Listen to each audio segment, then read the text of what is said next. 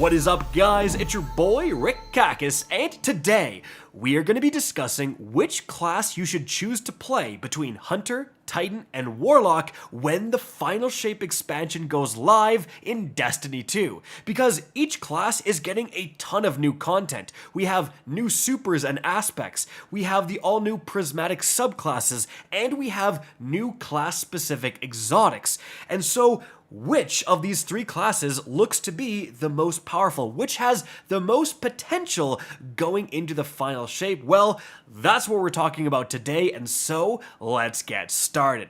Now, to be perfectly honest with you guys, I'm going to be playing all three classes, and the right answer is probably just whatever you're most comfortable with. However, because of all this new content, a lot of people are on the fence. Should I pick between Hunter or Warlock? I kind of want to play my Titan, and this video is for those types of people, going over all this new content and really talking about, in theory crafting, which class looks to have the most powerful stuff when you're going through the Final Shape, and hey, whatever class you pick first, that's going to be the class you unlock a lot of the stuff for Prismatic. If you beat the legendary campaign, you get a guaranteed exotic for that class, and then you can just steamroll forward from there and start to put together much more powerful builds and be ready for the Final Shape Day 1 raid. So let's start things off with the brand new supers each one of these classes is getting. Now, for the Titan, you get a new Void super called Twilight Arsenal, where you summon 3 Void Axes, you throw them one after another,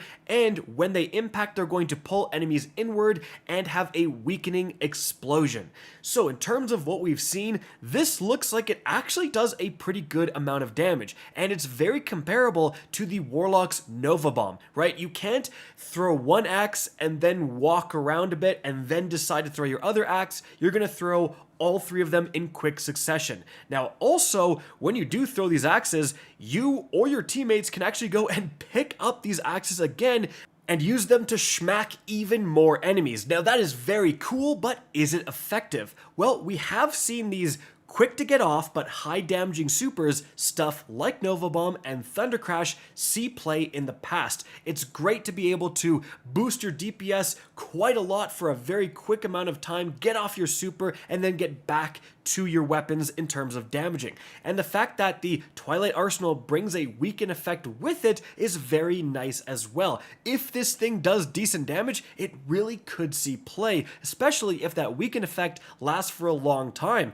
Maybe, why would you use a Hunter with Tether if this thing can also weaken and the weaken is going to last for a while and it does a bunch of damage, right? So again, it has some potential.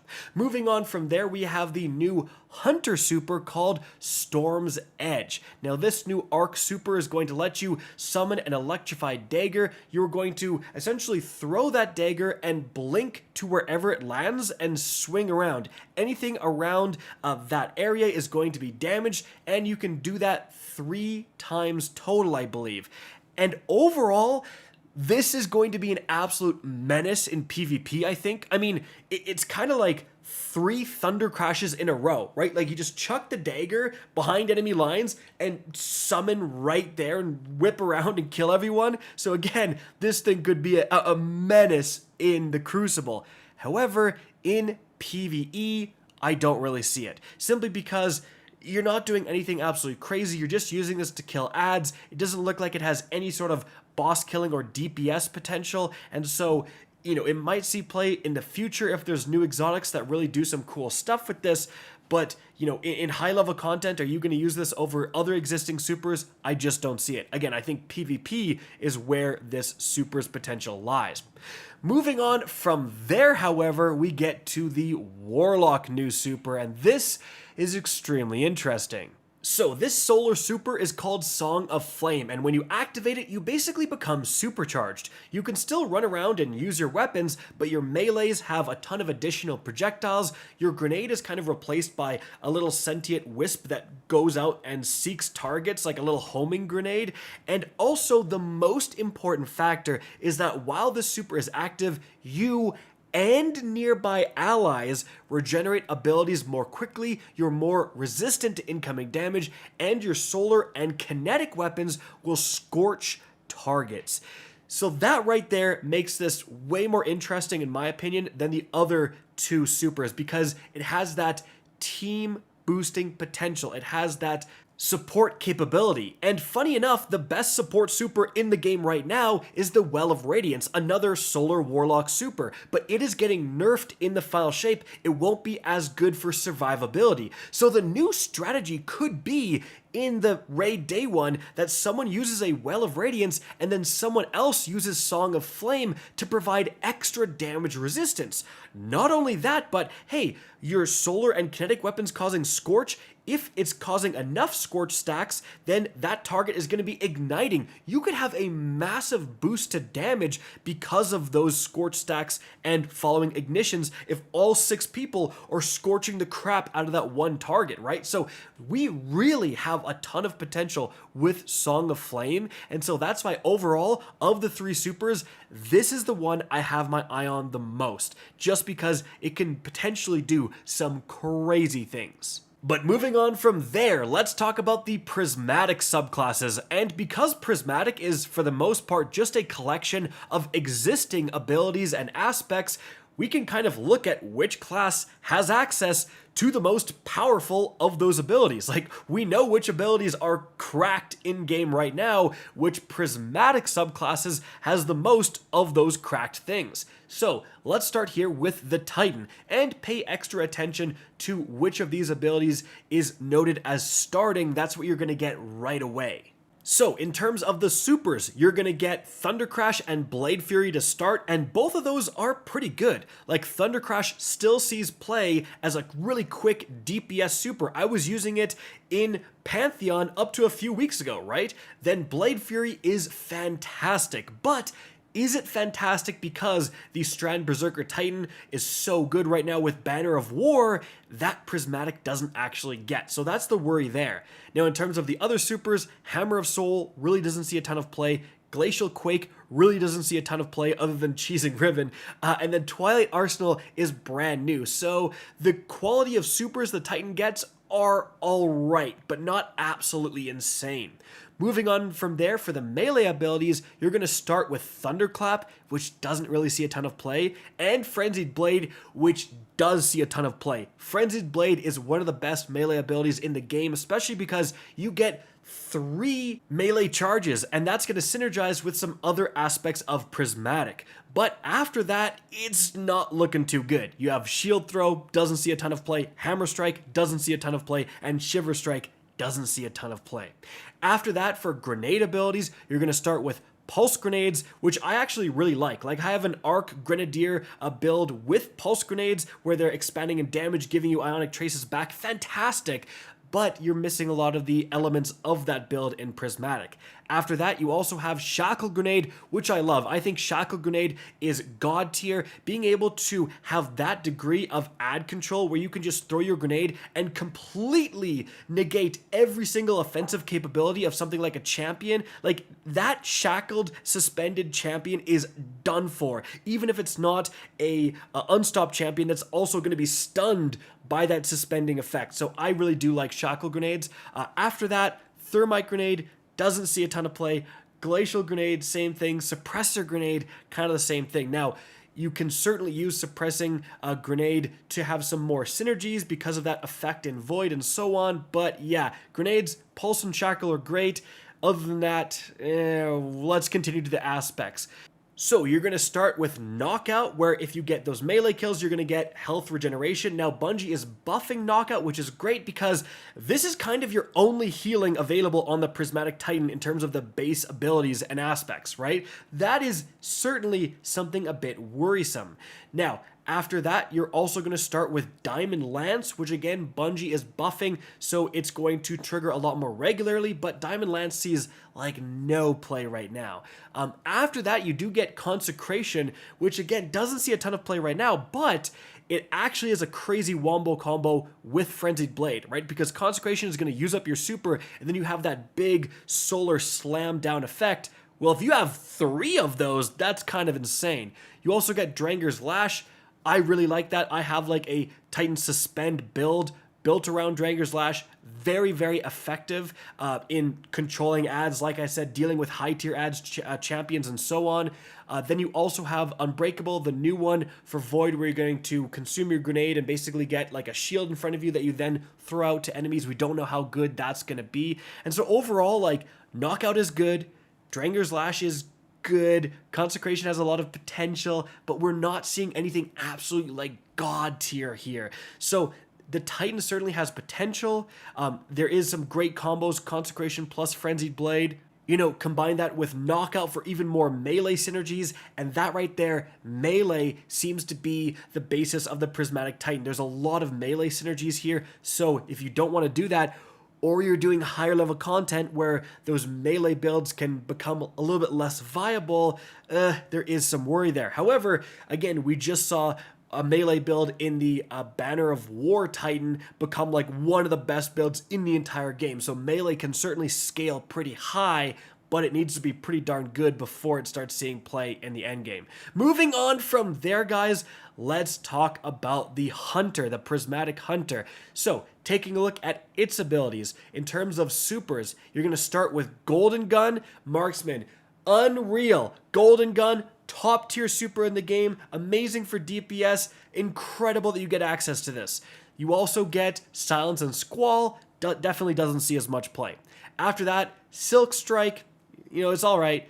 Shadow Shot, Deadfall, unreal. Dude, we just came off of Onslaught, where the best overall build, I would say, was the Shadow Shot, Deadfall, Hunter with the Orpheus rig to get your super back. Shadow Shot is unreal, used in ad control, used in DPS, amazing to see it here. And then you have Storm's Edge, right, which is the new one we don't know too much about. And so, I mean, big difference here, honestly, between this and the Titan. Golden Gun and Shadow Shot both being present here is unreal. Those are amazing supers. So Prismatic getting both of those is crazy.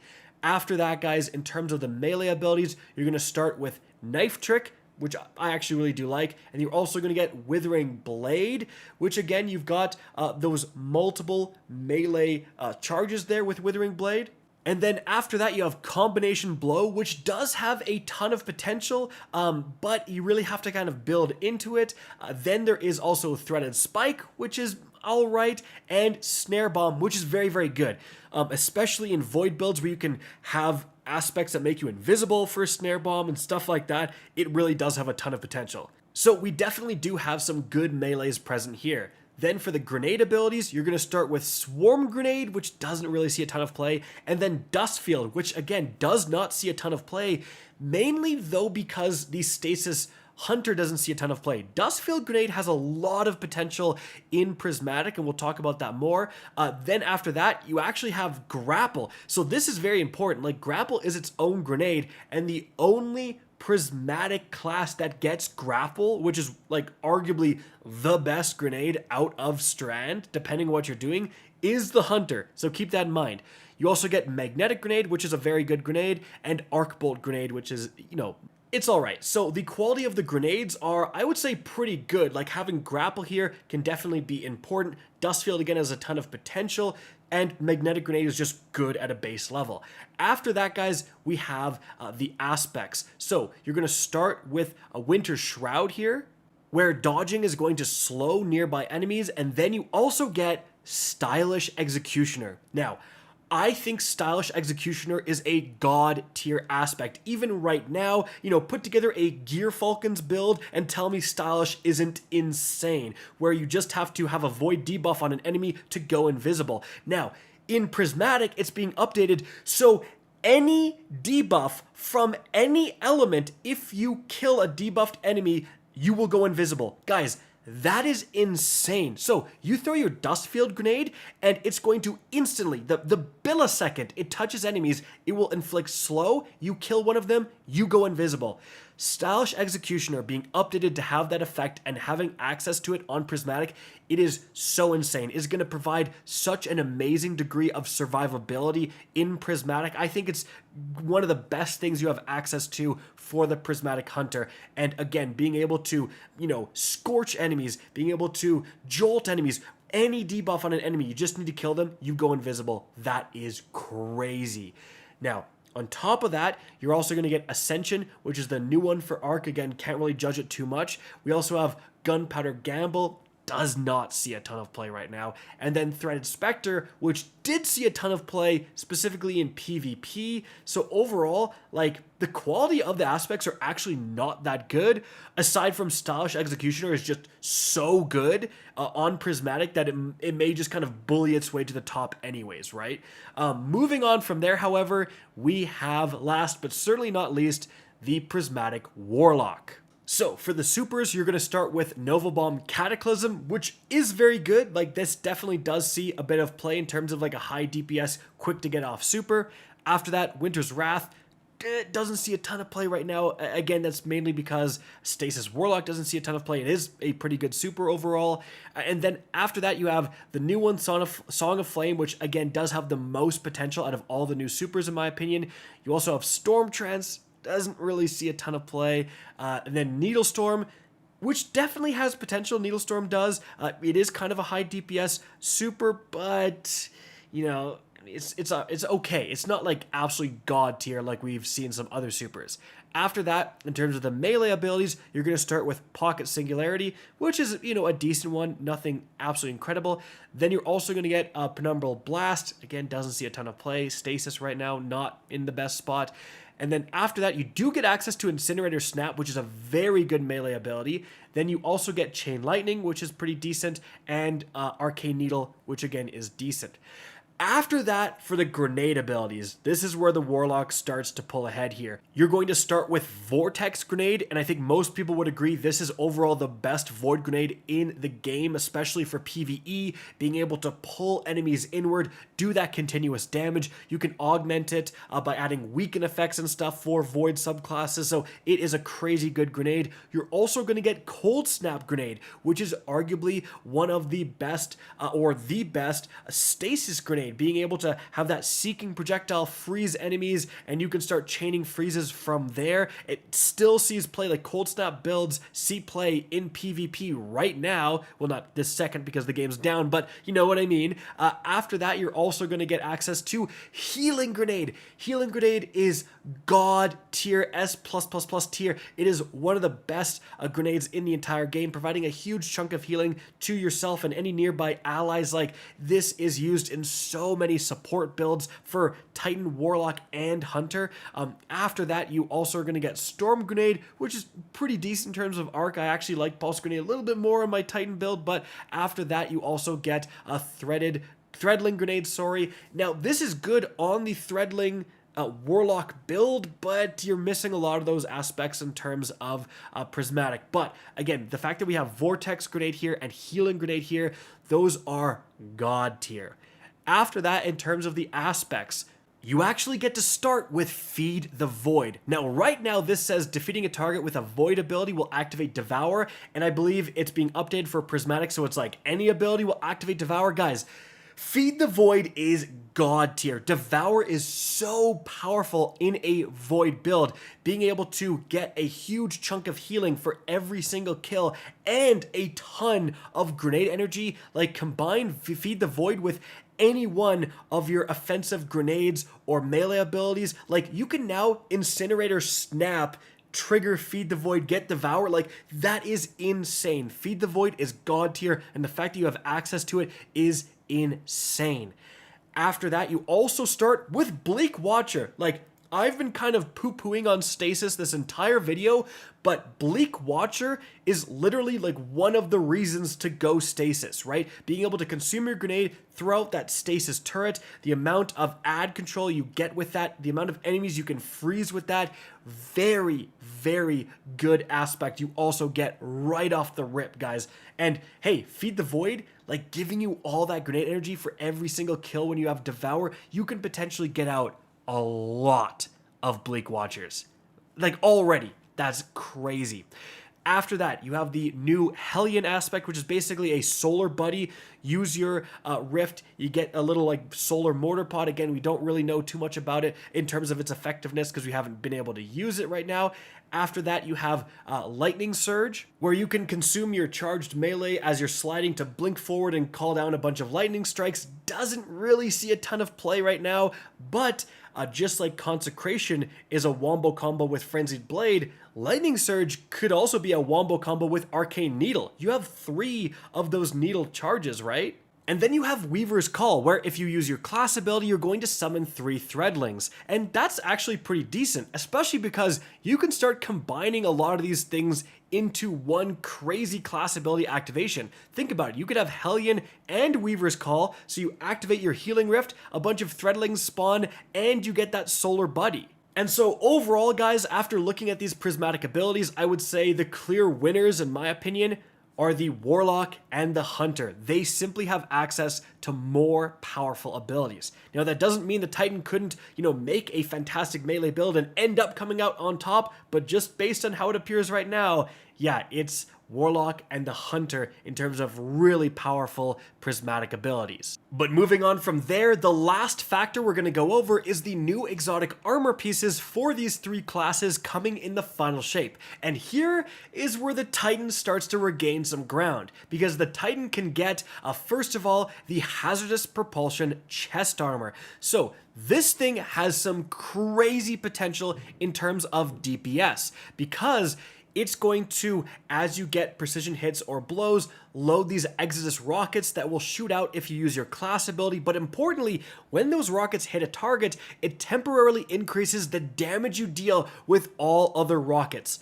Rocket DPS with the Galahorn and a bunch of other teammates with legendary rockets is an extremely effective and common form of DPS in raid bosses and other types of scenarios. So being able to boost your rocket damage could be absolutely nutty. Like, this could be a must-have in terms of really high DPS strategies, right? So a lot of potential there. And the other one is going to be the Wishful Ignorance Gauntlets. Now, these are going to add an additional Frenzied Blade charge. Frenzied Blade and Flechette Storm briefly increase their damage with each strike, and pulses from your Banner of War will return melee energy based on the number of allies healed. So, again, the Banner of War Strand Titan is one of the best builds in the game, and this just makes every single aspect of that build better. It gives you another Frenzied Blade charge, it gives you a ton of regeneration for your Frenzied Blade if you have allies nearby, and it increases your melee damage.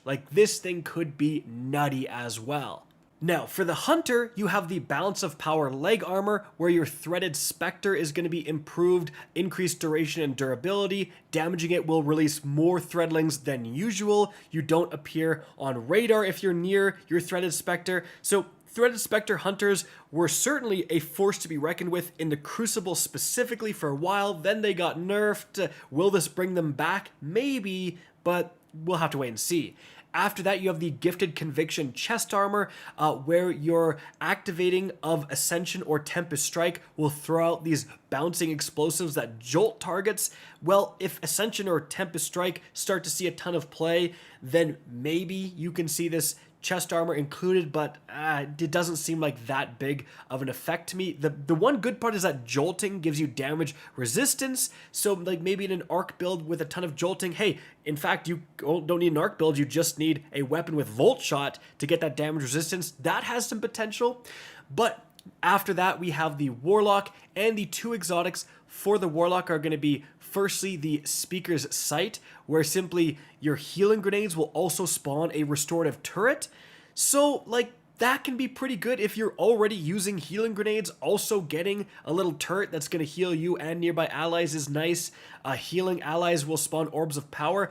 That can potentially be cool because it doesn't say for which source the healing needs to come from. So if you're using the new Red Death Pulse Rifle, or let's say you're using a weapon with Heal Clip and you heal nearby allies, you cure them, if that's popping out Orbs of Power, that could actually be kind of insane. But after that, we have the Metadoxia, and this is simply going to make your arcane needles like kind of mark an enemy, and then if you kill the enemy, you have a suspending burst. Now, suspension again is quite powerful in PvE, and then if you shoot 3 needles all at one target, you get that burst right away. Overall, people were pretty unimpressed when this was first shown off. It does seem like a lot of setup. It does have potential if you can like hit one guy, kill that guy, get the suspending burst, so only one of your 3 melees is getting those suspending bursts. That could be decent. But overall, I still would say that the Titan comes out on top in terms of the new exotics that have the most potential. And so overall, guys, considering all these things, which class should you pick to head into the final shape with? Well, I'm actually going to say Warlock.